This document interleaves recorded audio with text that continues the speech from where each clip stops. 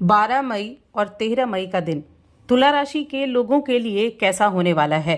जय माता दी दोस्तों, आप सभी का स्वागत है हमारे YouTube चैनल अमृता एस्ट्रो में। और आज की इस वीडियो में मैं बात करने वाली हूँ इन 2 दिनों के राशिफल के बारे में। तो सबसे पहले हम इन 2 दिनों के तिथि, नक्षत्र और योग के बारे में बात करेंगे, उसके बाद इनसे होने वाले प्रभाव के बारे में। तो देखिए, 12 मई का जो दिन है ये सोमवार का दिन है और ये बैसाख माह की पूर्णिमा तिथि है, जिसको बुद्ध पूर्णिमा कहते हैं। बहुत ही उत्तम संयोग इस दिन बन रहे हैं। पहली चीज तो विशाखा नक्षत्र और दूसरा जो योग बना है ना, वरयान योग, जिसके स्वामी कुबेर होते हैं। तो बहुत अच्छा संयोग बना है कि माँ लक्ष्मी के दिन कुबेर का योग बना हुआ है। चंद्रमा तुला राशि में है, सूर्य मेष राशि में, कृतिका नक्षत्र। देखिए, सूर्य के नक्षत्र का परिवर्तन भी हो चुका है। सूर्य अपने ही नक्षत्र में प्रवेश कर चुके हैं, जो कई तरह के प्रभाव आपको दे सकते हैं। इसके अलावा रवि योग भी इस दिन बनेगा। और इस दिन के राहु काल का समय नोट करें, ये वो समय है जब आपको किसी भी नए काम की शुरुआत नहीं करनी चाहिए। ये समय रहेगा सुबह 7:13 से 8:55 तक। अब 13 मई का दिन मंगलवार का दिन है। कृष्ण पक्ष शुरू हो चुका है और कृष्ण पक्ष की प्रतिपदा तिथि है। अनुराधा नक्षत्र है। परिग नाम का योग बना हुआ है। चंद्रमा वृश्चिक राशि में आ चुके हैं, जो कि चंद्रमा की नीच राशि है। अब यहाँ चंद्रमा का एक बड़ा अच्छा योग बना हुआ है, कह सकते हैं हम कि नीच भंग राजयोग बना है, क्योंकि मंगल अभी नीच के चल रहे हैं चंद्रमा की राशि में और चंद्रमा पहुंच गए हैं मंगल की राशि में, नीच राशि में।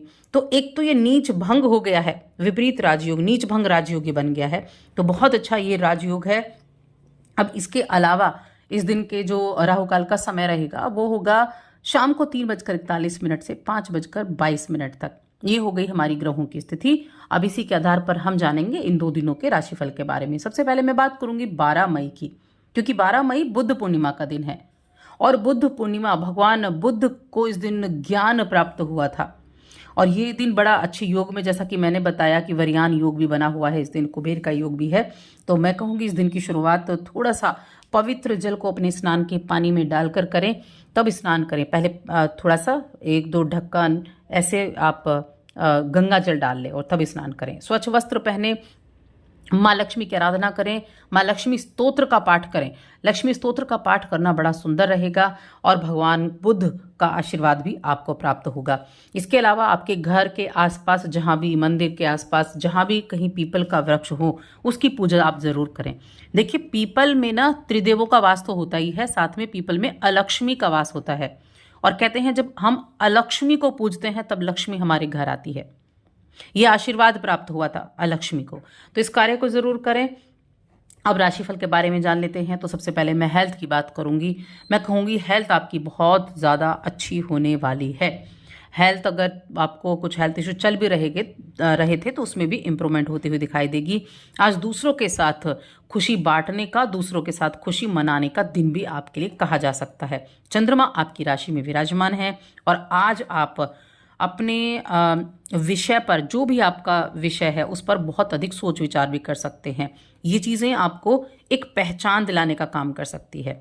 देखिए, आप उन लोगों पर भरोसा करने में संकोच बिल्कुल ना करें जो आपसे प्रेम करते हैं। इस चीज़ का ध्यान रखें। आप अपने प्रियजनों, परिवार वालों के सदस्यों पर भरोसा कर सकते हैं।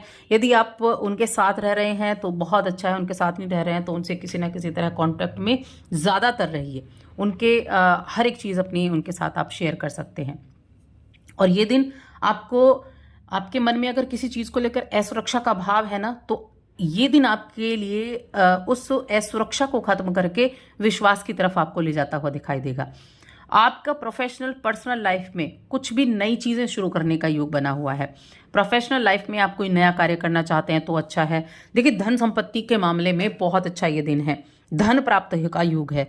रुका हुआ धन मिल सकता है, किसी को उधार दिया हुआ पैसा आपको मिल सकता है, आपका पैसा कहीं फंस गया था वो वापस मिल सकता है। आर्थिक हालात के सुधार दिखाई दे रहे हैं और आपके पास जो अतिरिक्त वक्त होगा वो आप निस्वार्थ सेवा में भी लगाने वाले हैं। ये आपको और आपके परिवार को खुशी देगा, दिली सुकून भी देगा। भावनात्मक रूप से थोड़ा सा ऐसा हो सकता है कि जब दोपहर का समय हो तो थोड़ा सा उथल पुथल भावनात्मक रूप से आप हो जाएं, लेकिन फिर भी ठीक रहेगा। जो आपके पास फुर्सत के क्षण होंगे उसमें आप कुछ नई चीज़ों के बारे में सोच सकते हैं, नए काम के बारे में सोच सकते हैं। देखिए, नए काम के बारे में हमेशा लोगों के पास बड़े आइडियाज़ होते हैं, क्योंकि हमारा मन है ना, जो आइडियाज़ की खान है। हर पल में पता नहीं कितने आइडियाज़ हमारे दिमाग में आते हैं, और जब हम काम के लिए सोच रहे होते हैं तो न जाने कितने आइडियाज़ हमारे माइंड में आते हैं। तो इस काम में आप बहुत ज़्यादा ऐसा उलझ भी सकते हैं कि एक साथ इतनी सारी चीज़ें दिख रही हैं जहाँ आप काम कर सकते हैं। लेकिन उस चीज़ में सोचने से अच्छा है, ख्याली पुलाव बनाने से अच्छा है कि आप जो काम कर रहे हैं उन कामों पर भी ध्यान दें। उन चीज़ों को आप नोट डाउन कर लें जो आप आइडिया सोच रहे हैं, और फिर देखें कि उनमें से क्या चीज़ें आपके लिए बेहतर हैं। जीवन साथी की हेल्थ थोड़ी सी खराब रह सकती है, उनकी हेल्थ का ध्यान रखें। हेल्थ उनके प्रभावित होती हुई दिखाई दे रही है, लेकिन बिजनेस करने वाले जातकों के लिए आज का दिन अच्छा होने वाला है। अब इस दिन पिंक कलर के अगर आप वस्त्र धारण करते हैं तो आपकी एनर्जी को बढ़ाने वाला वो समय रहेगा। अब बात करेंगे हम 13 मई के बारे में। तो देखिए, 13 मई को जैसा कि मैंने कहा, मंगल और चंद्र का नीच भंग राजयोग, विपरीत राजयोग बना हुआ है, और ये राजयोग बड़ा उत्तम है। देखिए, चंद्रमा आपके द्वितीय भाव में है, ठीक है, और आपके करियर के भाव में मंगल है। तो यहाँ ये जो योग बनेगा, इस योग के प्रभाव से आपके लिए कई तरह के रिजल्ट, देखिए धन की स्थिति अच्छी रहेगी। ये राजयोग आपको बहुत एनर्जी देने वाला भी होगा। ये राजयोग आपको प्रॉपर्टी से लाभ दिलाने वाला भी होगा। आपकी सोच अच्छी रहेगी, आप अपने परिवार के बारे में सोच विचार कर पाएंगे। भूमि भवन से जुड़े जो काम करते हैं उनके लिए अच्छा रहेगा। रियल एस्टेट से जुड़े काम करते हैं उनके लिए अच्छा रहेगा। धन आने के योग भी आपके लिए बनने वाले हैं। मित्रों का सहयोग भी प्राप्त होगा, क्योंकि आपके 11वें भाव के चंद्रमा है, तो मित्रों का सहयोग भी प्राप्त होगा। नए मित्र भी बना सकते हैं। बहुत सपोर्टिव रहेंगे आपके घर के बड़े और आपके मित्र दोनों ही। दूसरा, इस समय अवधि में आपके जो धन भाव और लाभ भाव का एक कॉम्बिनेशन बन रहा है, ये आपको कहीं ना कहीं से पैसे की प्राप्ति जरूर कराने वाला है।